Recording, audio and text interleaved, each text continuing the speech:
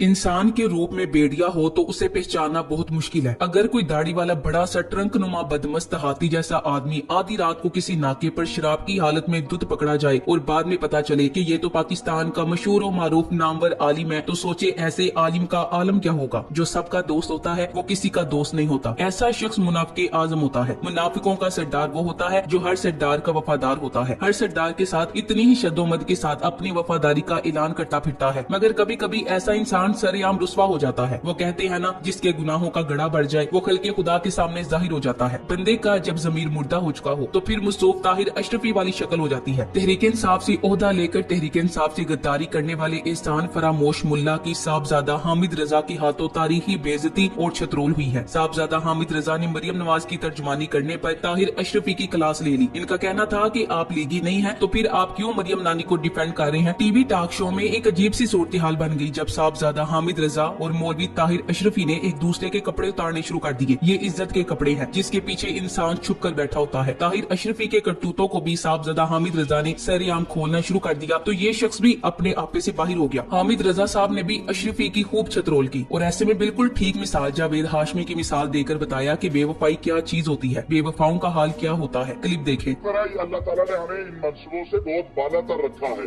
आपने तमाम मराहत इस्तेमाल की है। आपको तो इतनी तमीज नहीं है कि गुफ्तगू का तरीका गुफ्तगू किस तरीके के साथ की जाती है। आप हर वक्त बदतमीजी पर आमादा नजर आते हैं, हर वक्त बदतमीजी पर आमादा नजर आते हैं। आपको गुफ्तगू करने के आदाब नहीं है।